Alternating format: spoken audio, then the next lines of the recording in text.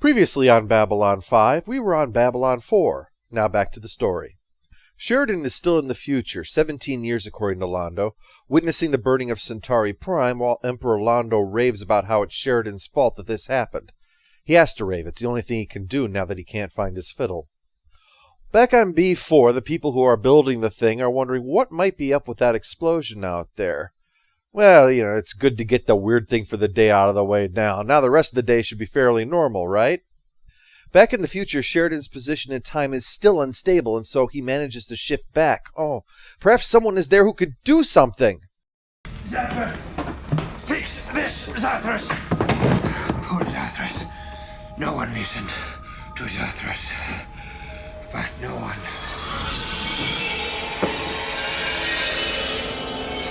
The good news is that Zathras here is their expert on the space-time continuum. The bad news is that Zathras is their expert on the space-time continuum. Elsewhere, Ivanova and Marcus have been busy, taking out a couple security officers and then tricking the sensors into a false hull breach to evacuate the area for them to get in and get to work. While that's going on, in a sense, in the future, Delenn is dumped into the cell with Sheridan, where she starts babbling about things that he doesn't seem to get, including mention of their son. This has got to be even harder on her, though. She's been questioned by the Centauri, probably tortured, and then thrown into a cell with her dead husband. What's left? Is it going to start raining just where she is standing now? He explains how he got here, and she admits that she always thought that he was full of shit when he told her that this moment would come. After I'm dead, you'll see me in a jail cell, honey. It is pretty weird even when you've stolen a space station for a war you've already won. She says that, hey, they did win. Both times, but it came at a price, which I've obviously made clear by now. Sheridan dies because of that. So he can stop sticking money into his 401k as soon as he gets back home. They're brought in to see Londo, but this time he's completely shit-faced. Londo explains it was all a performance before, for this little thing on his shoulder that stays hidden unless it's sleeping, hence the booze. Now that it's out cold, he's letting them go in the hopes that they could do something about this. Now, as I said, this is all the same evening as the story in the beginning. Now, during that, Londo made a statement, I only hope that when it is my time, I may die with half as much dignity as I saw in their eyes at the end. Well, he wasn't talking about some nebulous time in the future, he was talking about tonight. G'Kar arrives and Londo explains that Sheridan and Delenn are the last hope for his people, but when his mole wakes up, it's going to stop them, unless it's dead, and that can only happen if Londo is dead. So there's only one choice. G'Kar has to kill Londo. Only as he does so, the Keeper awakens and makes Londo fight back. So, you'll remember that Londo said back in Midnight on the Firing Line that he knew he would die choking the life out of G'Kar even while he was getting the life choked out of himself? Well, that is exactly what happens. But it's not in mutual hate as he clearly always thought. It was actually to save his people. Sheridan isn't long for this time, though, and as he is being pulled back, Delenn keeps telling him not to go to Zahadum. But not to worry, he's heading to Babylon 4, so he'll just take a direct flight back from the future.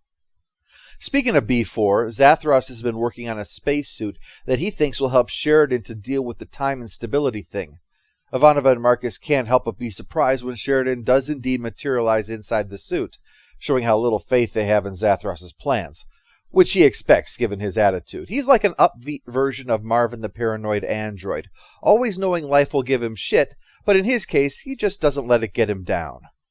Well, now that he's back, there's no time to waste. They've got to get in there and plant the device so they can steal Babylon 4. But they need the crew to evacuate, so Ivanova sends a false signal that the reactor is going critical in order to get them to leave. But before she can start, Major Lewis orders an increase in reactor power to avoid a brownout just in case hostiles got on board while their sensors were down. During that, Sheridan vanishes yet again, and Delenn is hit by one of those flashes, winding up in the future when she sees something shocking enough to make her break a snow globe. And it was a beautiful snow globe, too. Let's get out of here. We're running out of time. Cannot run out of time. There is infinite time. Afterwards, we see Sinclair got something a lot worse. He's aged substantially because of exposure to the time field.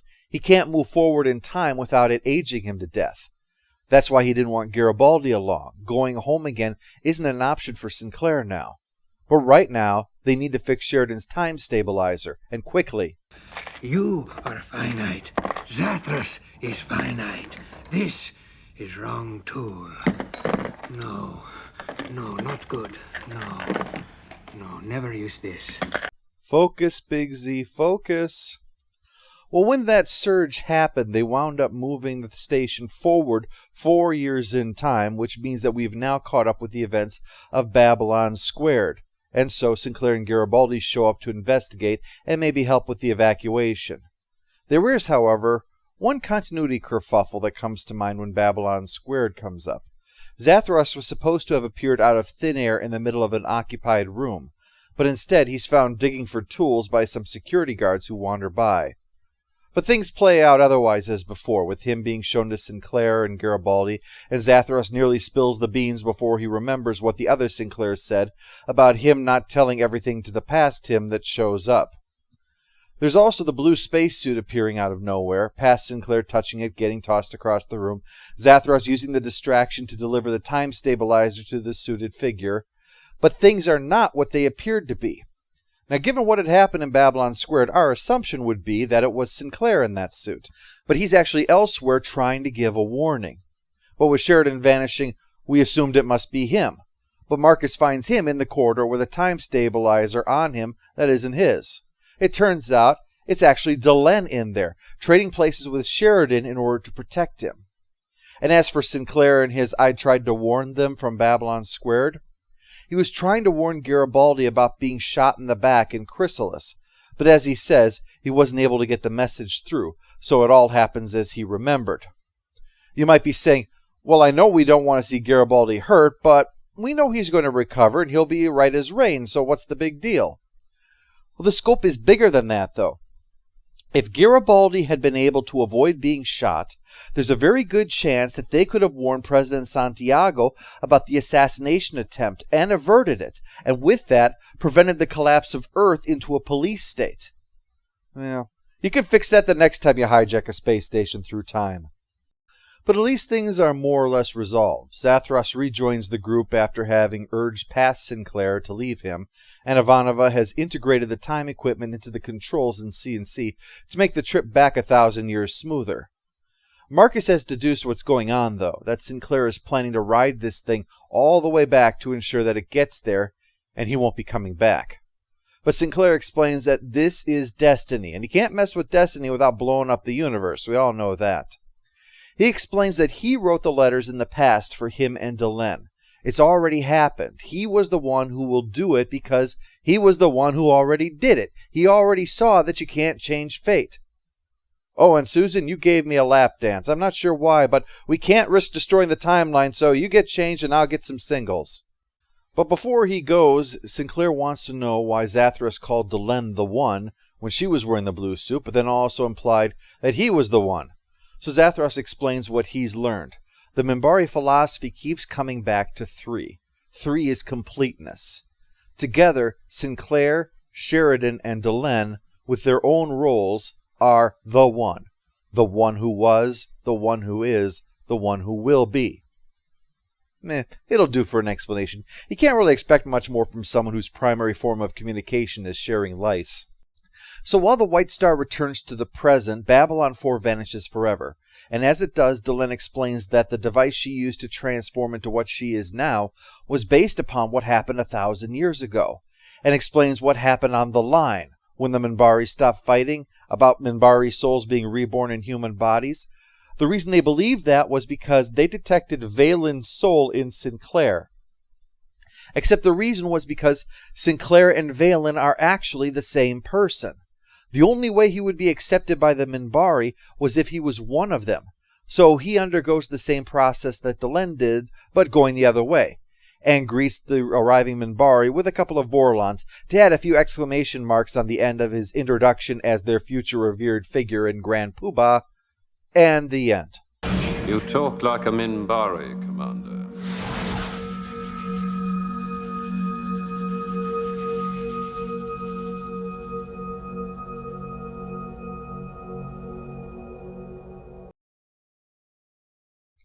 War Without End is a must-see since it's perhaps the single most important story in all of Babylon 5. It answers the question of what happened to Babylon 4 finally. It gives the other half of the Babylon Squared tale and explains the flash-forwards that we witnessed there. It thoroughly answers the question of why the Minbari ended the attack on humanity.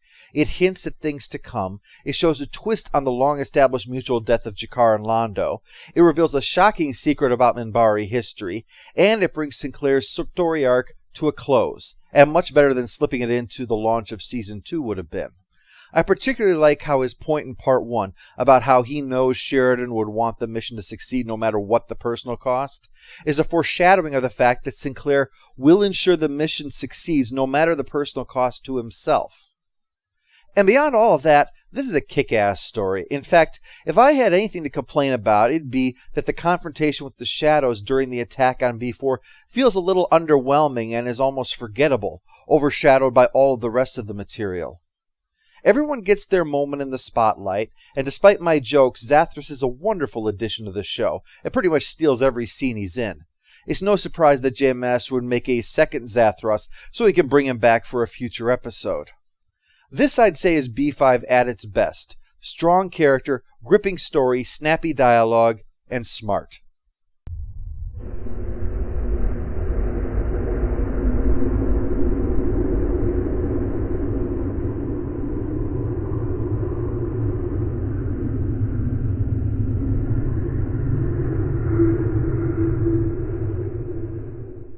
All hail the Overlord! All hail the Overlord!